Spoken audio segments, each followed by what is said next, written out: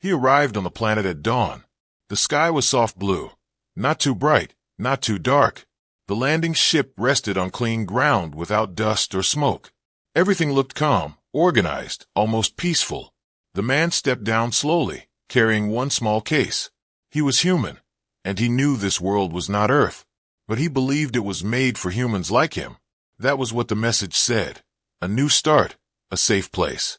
The air felt light and easy to breathe. No strong smell, no noise, no wind. The city in front of him was quiet, too quiet. Tall houses stood in neat lines, all clean, all perfect. He walked toward the home with his assigned number. The door opened by itself, smooth and silent. Inside, everything was ready. A bed, a table, soft lights, warm walls. It felt welcoming, almost too welcoming. As he put his case down, something changed inside him. Not fear exactly, but a feeling. A pressure on his back, like someone was standing behind him. He turned quickly. The room was empty. He told himself he was tired from travel. Humans feel strange on new worlds. That was normal. So he tried to relax. He walked to the window. Outside, the street was still empty. No people, no movement. Just buildings and soft light. Then one window across the street turned on. Slowly, gently. A soft glow appeared. He watched it without knowing why. Then another window lit up. Then another. One by one, the buildings around his house came alive. Every window faced his home. Every light pointed toward him. He stepped back from the glass. His heart beat faster. Still no sound. Still no movement. Shapes began to appear behind the windows.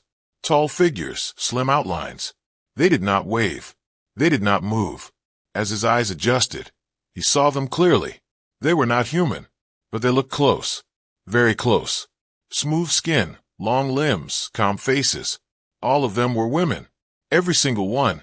They stood there watching him. Not angry. Not smiling. Not curious in an obvious way. Just watching.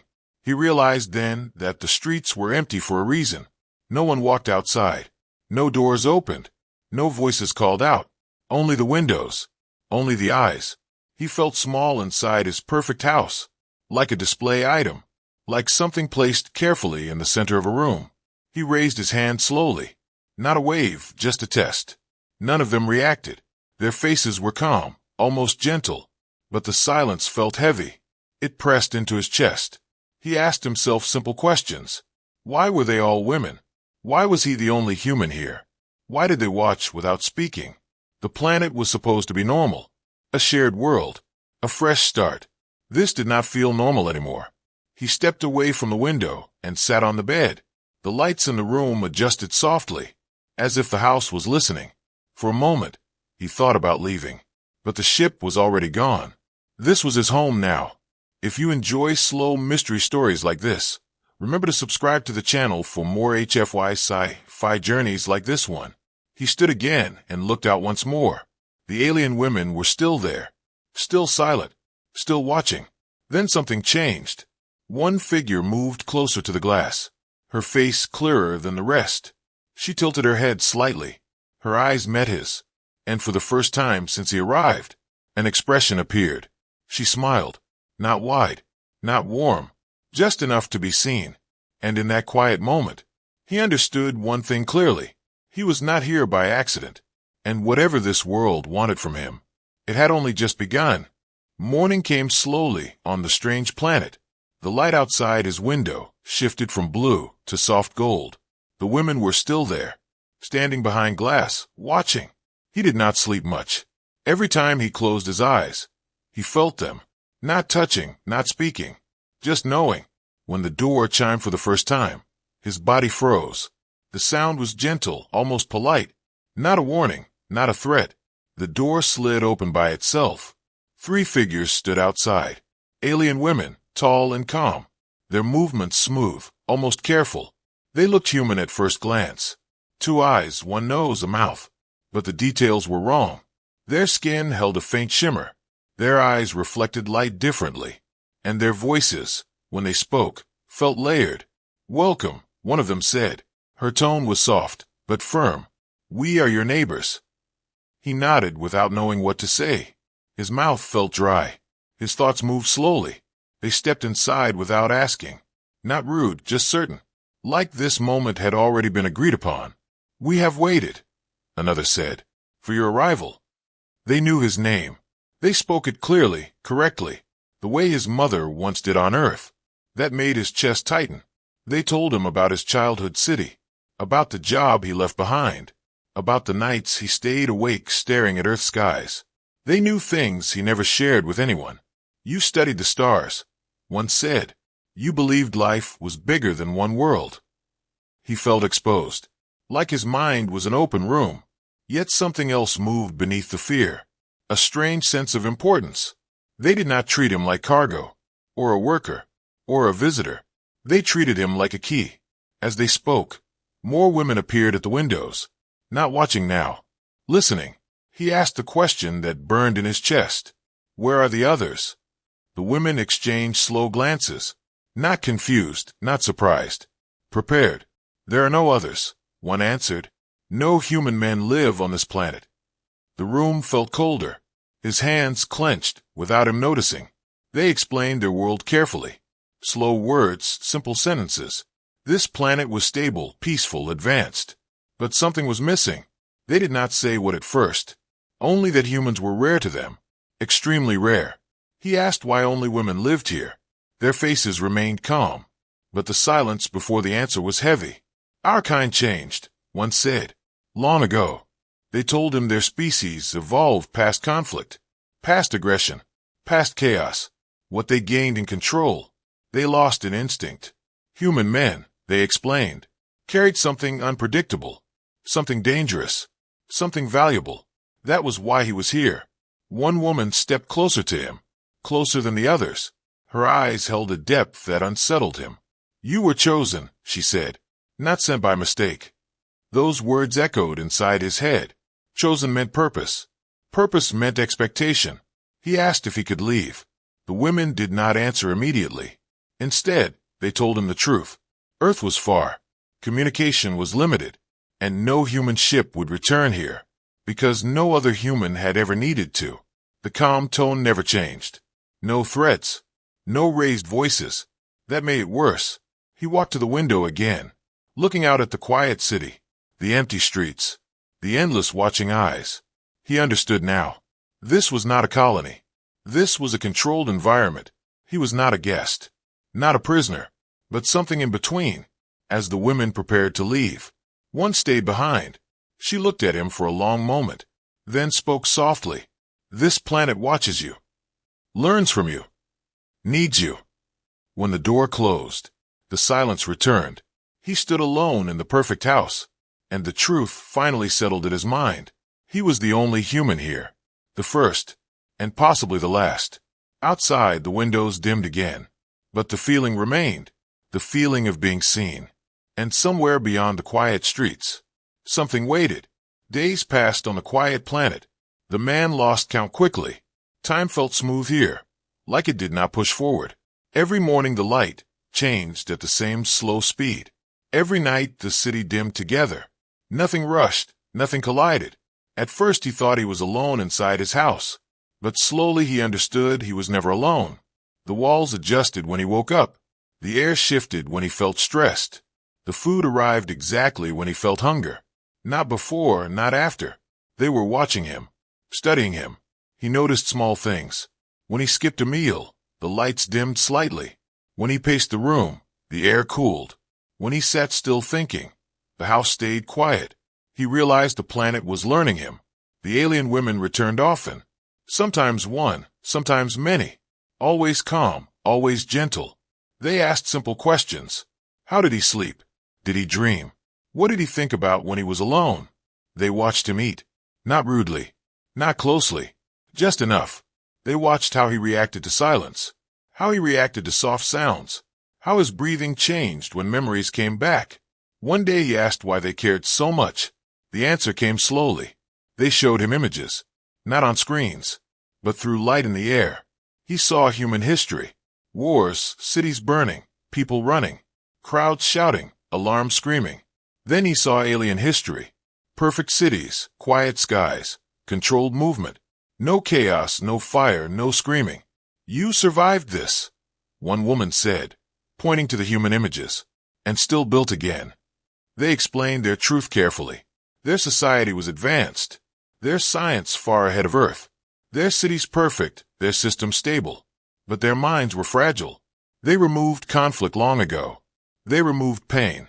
They removed pressure. What remained was peace, but also weakness. They told him that when stress appeared, their people shut down. They froze. They waited for systems to decide. Humans were different. Humans broke, but continued. Humans feared, but acted. Humans adapted inside chaos. They admired that. Not loudly, not proudly, but deeply. He felt strange hearing this. On Earth, humans criticized themselves. Here, humans were studied like survivors of a storm. The women watched him closer after that. How he reacted to bad memories. How he spoke about loss. How he smiled even after pain. One woman said something that stayed with him. Your kind bends, but does not shatter. That scared him more than the silence. He asked if he was a test. They did not deny it. You are not a prisoner, one said. If you were, you would not be allowed to refuse. But you are not free either, another added. Freedom without purpose would waste you. Those words settled heavy in his chest. He noticed rules he never agreed to. He could walk anywhere inside the city, but never outside the perimeter. He could ask questions, but some answers never came. The streets remained empty when he walked. Windows followed him. Lights adjusted. He felt important and small. At the same time, at night he lay awake thinking about Earth, about humans fighting, failing, surviving, about how messy life was, and how alive it felt. This world was clean, too clean. One evening, the house lights changed color. A tone filled the air, deeper than before. An alien woman appeared at the door, different from the others, her posture straighter, her eyes sharper. She spoke slowly, carefully. The council has observed you. He felt his heartbeat rise. They wish to speak with you privately, she said, not as a subject, but as a representative. He asked of what. She did not answer. She only added one thing. This meeting will change how this planet sees humans. The door behind her remained open, waiting. The journey to the council chamber was silent. No guards, no chains, just smooth halls and soft light. He walked beside the alien woman, her steps perfectly even, her face calm, unreadable. The chamber was wide and open, walls curved like a living shell. Light moved across them like slow water. Several figures waited inside. Alien leaders, taller than the others, their eyes older, heavier. They did not rise when he entered. They did not bow. They simply watched.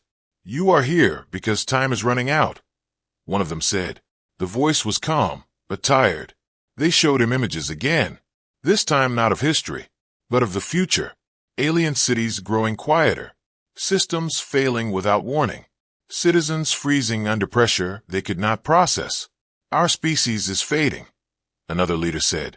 Not from war, not from hunger, but from stillness. They explained the truth slowly. Their minds evolved toward peace and control. They removed struggle generation by generation, until nothing tested them anymore. Without stress, their instincts weakened. Without conflict, their drive disappeared. Birth rates fell. Purpose faded. They were advanced, but hollow. Humans, they said, carried something different. A fire that survived pain. A will shaped by chaos. They needed that. Not weapons. Not soldiers. But minds. You adapt where we pause, one leader said. You endure where we shut down. They told him he was not alone by design. Human men were rare across the stars. Hard to find. Harder to move. Hardest to understand. He was chosen because his history showed survival. Loss, failure, recovery. Again and again. They made him an offer. Not spoken loudly, but clearly. He could stay as a partner, a guide, a stabilizing force. They would give him safety beyond Earth standards, power within their systems, a voice in decisions that shaped worlds. He would never fear hunger, never fear aging the same way, never fear being ignored, but his presence would change them. That was the risk. Refusing was allowed. They said that gently, but refusal meant separation, isolation. Without him, they would continue declining, and his safety could not be guaranteed forever. The weight of it pressed into him. Earth felt far away now. Messy, loud, imperfect Earth. He thought about humanity, about how humans suffered and still moved forward, about how that pain was now valuable. He wondered what humans really were: creators, destroyers, or survivors meant to be shared. He realized something then. This was not about saving aliens. This was about defining humanity's place in the universe. He looked at the leaders, their calm faces hiding quiet fear. And finally he asked the question that mattered most, his voice steady despite the storm inside him. What happens if I say no? After the meeting, nothing felt the same. The city looked clean as always, but now he could feel the tension under it. Rules became clear to him, not spoken loudly, but felt. He noticed where he could walk, where he was gently guided away, which questions received answers, and which questions dissolved into silence. At first, he followed everything, out of caution, out of respect. Then he tested something small. One evening, he stayed outside longer than allowed. The lights along the street dimmed. A signal, not a command. He stayed anyway. Nothing happened. No alarms. No guards.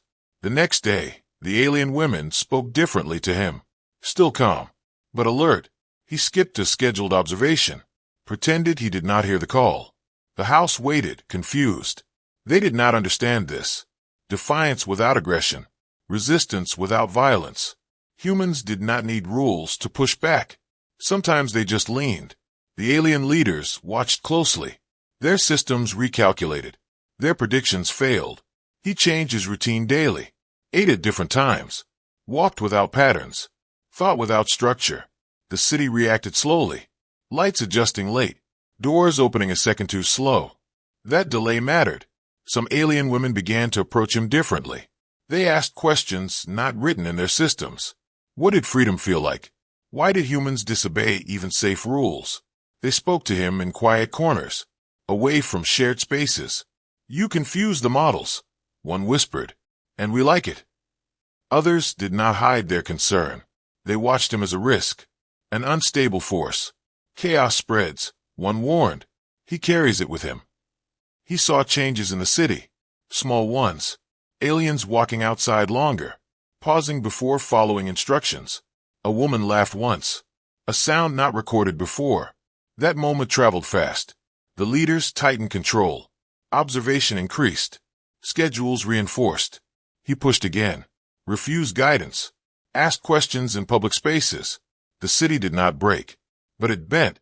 Support grew quietly. Alien women brought him information, shared restricted history, spoke of fear they never named before. You make us feel, one said softly. That frightened the others more than anything. Then one night, everything shifted. An alien woman entered his home without permission. That alone was forbidden. She looked afraid, truly afraid. They changed the law, she said, to limit you. He understood instantly. Control was closing in. She reached for his hand. Touch between species was restricted, monitored, controlled. She did it anyway. The lights froze. The house systems paused. An alien law had been broken. For him, the law that was broken did not shatter the city. It cracked something deeper. The systems paused only for a moment, then resumed, but not the same way. The alien woman who touched him did not run. She stayed, standing beside him, her hand still warm against his. Nothing happened. No alarms. No punishment. That silence was louder than any warning. The next day, others followed. Not loudly. Not together. One by one, alien women began acting outside patterns. They walked without schedules. They spoke longer than allowed. They asked questions that had no safe answers. Why do humans feel pain and still move forward? Why do humans choose others over safety? Why do humans resist even when they are afraid? He did not teach them with lessons. He showed them by being himself. When an order confused him, he said so. When something felt wrong, he pushed back. When someone suffered quietly, he stayed with them. That mattered. Emotion spread slowly at first, like heat through cold metal. A woman cried once, not from loss, but from release. Another became angry during a debate. raised her voice, then laughed in shock at herself. The leaders watched this carefully, fear growing behind calm faces. Emotion was unpredictable. Emotion was dangerous, but it was also alive. The city changed. Light stayed on longer. Music appeared in places where silence ruled. Art formed without purpose. He was no longer just watched. He was followed. Some followed out of curiosity, some out of hope, some out of fear. Children began asking about humans, not as subjects, but as stories. The leaders tried to tighten control again, issued new rules, refined behavior limits. But the system no longer moved as one. Too many questions, too many delays. He felt it in the air. The planet was waking up. Alien women began choosing, not because systems approved, but because they wanted to. Love appeared quietly, not romantic at first, but connection. Sacrifice followed. A woman once erased her own status ranking, just to protect another from punishment. Anger came too. Anger at leaders, at lost time, at lives lived too carefully. They called him dangerous now, and inspiring. Some feared him as a symbol of collapse. Others respected him as proof of survival. He carried the weight of it all, knowing he never planned this. He was just human. One night, the council met without him. Debate louder than ever before. Voices layered, unstable, emotional. For the first time in their history, the council did not agree. And then they did something impossible. They reached outward, across distance, across stars. A signal left the planet, encoded, deliberate, a message aimed toward Earth. Not a warning, not a threat, but a question. The message to Earth changed everything. Even before a reply came back, the planet felt different. The man stood alone in his house again. The same walls, the same soft light, but now the silence carried expectation. He was no longer just a human living among aliens. He was a symbol, a question made real. The council called for him one last time, not as a subject, not as an experiment, but as a choice. They did not surround him this time. They stood at a distance, uncertain. If you stay, one leader said, you become part of us. Not owned, but followed. They showed him projections of the future, alien society with emotion, with risk, with growth, and also with danger. Conflict would rise, mistakes would be made, pain would return, but we would live, another said. Then they showed him another future, one where he left, where systems slowly corrected, where control returned. Peace would remain, but the spark would fade. Hope would weaken. They did not hide the truth. Without him, the change might not last. He asked about Earth, about the message. The leaders answered carefully. Earth would be offered contact, exchange, possibility, but only if he stayed. Only if humanity was represented by someone who understood both worlds. The weight of it pressed down on him. Earth was chaos. Earth was loud. Earth was home. He remembered streets full of noise, arguments, laughter, failure, humans breaking and building at the same time. This planet was quiet, careful, afraid of its own feelings. He realized then what humanity truly carried. Not machines, not weapons, not even intelligence, but will. The will to move forward while afraid. The will to care even when it hurts. The will to choose meaning over safety. He saw it in himself. In every small act of resistance. In every time he stayed when leaving was easier. If he stayed, he would not just live here. He would shape it. If he left, he would protect himself, and possibly doom them to quiet extinction. The alien women watched him now openly, not from windows, but from streets, from doorways, some with hope, some with fear, some with respect. No one spoke. They let him feel it, the weight of choice. He thought about what humans always did.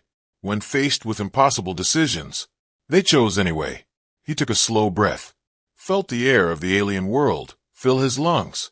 He did not give a long speech. He did not promise success. He only said one thing. Simple, human. I will stay. Not forever. Not as a ruler. Not as a savior. But as proof. Proof that survival did not mean silence. That strength did not mean control. That life was meant to be lived loudly, imperfectly. The leaders did not celebrate. They nodded, understanding the risk. The city lights shifted slowly. Not brighter, but warmer. Somewhere far away, Earth waited for an answer, and the future, for both worlds, remained unwritten.